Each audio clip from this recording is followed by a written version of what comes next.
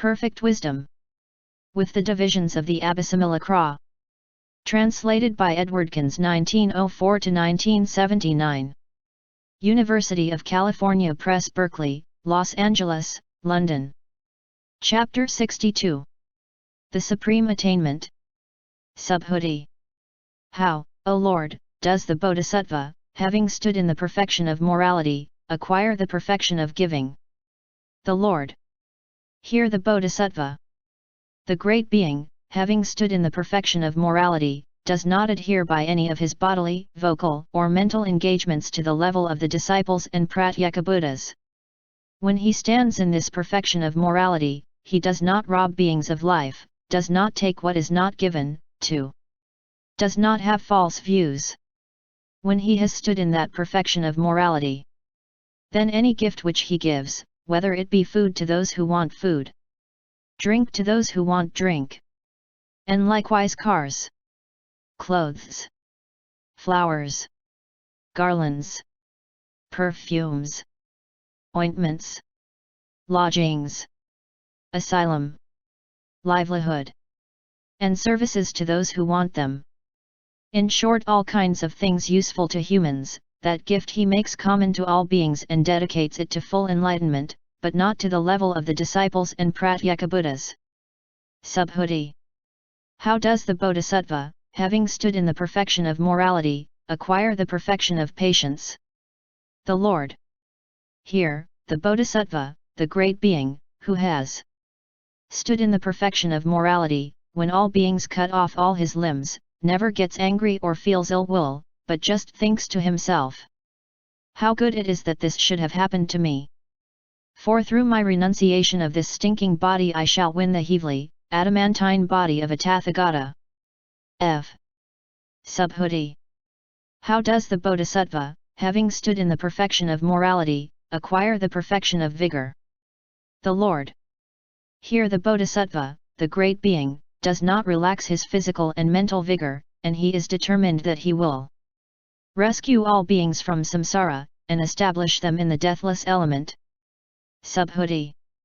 How does the bodhisattva, having stood in the perfection of morality, acquire the perfection of concentration? The Lord. When the bodhisattva, the great being, enters on the trances, he does not hang on to the level of the disciple or pratyekabuddhas, but thinks to himself that having stood here in the perfection of concentration, I should liberate all beings from samsara. Subhuti. How does the bodhisattva, the great being, having stood in the perfection of morality, acquire the perfection of wisdom? The Lord. Here the bodhisattva, the great being, having stood in the perfection of morality, does not see any dharma as conditioned or unconditioned. He does not see existence as conditioned or non-existence as unconditioned. He does not see the sign as conditioned or the signless as unconditioned. He does not review the beingness or non-beingness of any dharma, except in such a way that he does not transgress against the suchness of all dharmas. And through that perfection of wisdom and skill and means he does not fall on the level of a disciple or pratyekabuddha. Subhuti. How does the bodhisattva, having stood in the perfection of patience, acquire the perfection of giving? The Lord. As the bodhisattva, from the first thought of enlightenment onwards and up to his being seated on the terrace of enlightenment, gives gifts, if all beings should abuse and revile him, and cut him limb from limb, still, firmly established in the perfection of patience, he thinks to himself, I should give to these beings, not should I not give gifts.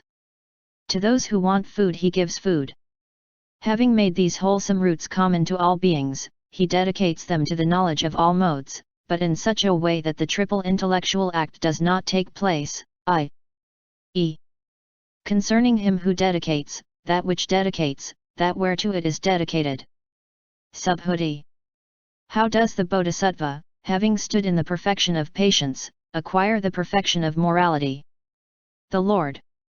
Here the bodhisattva, the great being, beginning with the first thought of enlightenment, until he is seated on the terrace of enlightenment, does not rob any being of life, does not take what is not given, He has no false views, and his thought does not stride forth to the level of the disciples or pratyekabuddhas. And he makes these wholesome roots common to all beings and dedicates them to full enlightenment, as before. Subhuti. How does the bodhisattva, the great being, having stood in the perfection of patience, acquire the perfection of vigor? The Lord. Here the bodhisattva, the great being, having stood in the perfection of patience, generates vigor in this manner. I will travel for 1 mile.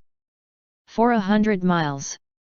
Or up to a distance of thousands of kotis of world systems for the sake of one single being whom I could establish in the art of taking refuge with the triple jewel.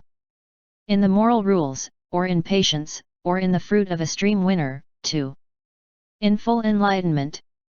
So he should exert vigor, and, having made these wholesome roots common to all beings, he dedicates them to the supreme enlightenment. Subhuti.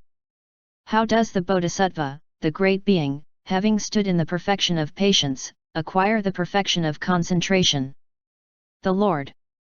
Here, Subhuti, the bodhisattva, the great being, having stood in the perfection of patience, detached from sense desires, detached from evil and unwholesome dharmas, dwells in the attainment of the first trance, which is with thoughts adjusted and discursive, born of detachment, full of rapture and ease. And so he dwells in all trances up to the fourth and up to the attainment of cessation. All those dharmas which constitute thought and its concomitants, and which are connected with wholesomeness, he dedicates to the knowledge of all modes, but in such a way that on that occasion he does not apprehend the trances or their limbs. Subhuti. How does the bodhisattva, having stood in the perfection of patience, acquire the perfection of wisdom? The Lord. Having stood in the perfection of patience, the bodhisattva dwells as one who surveys dharmas in their modes as isolated, calm and non-extinct. But he does not realize that dharmahood until he is seated on the terrace of enlightenment, and there wins the knowledge of all modes, immediately thereafter to turn the wheel of dharma. It is thus that the bodhisattva, the great being, having stood in the perfection of patience, acquires the perfection of wisdom, but in such a way that he neither rejects it nor seizes upon it. Subhuti. How does the bodhisattva, having stood in the perfection of vigor, acquire the perfection of giving? The Lord. Here the bodhisattva, having stood in the perfection of vigor, does not, either in body or thought, lay aside his duties. Without any doubt should I know full enlightenment. Not should I not know it. Firmly established in the perfection of vigor he travels for the sake of beings for 1 mile, 2. Over the distances of hundreds of thousands of kotis of world systems, if only to bring just one single being to enlightenment. If he can find no persons belonging to the bodhisattva vehicle, he will establish a person belonging to the disciple vehicle in discipleship, or one belonging to the pratyekabuddha vehicle in pratyekabuddhahood. One single being even he establishes in the 10 wholesome paths of action. Having given that gift of Dharma, he gratifies beings also with material gifts. He does not, however, dedicate that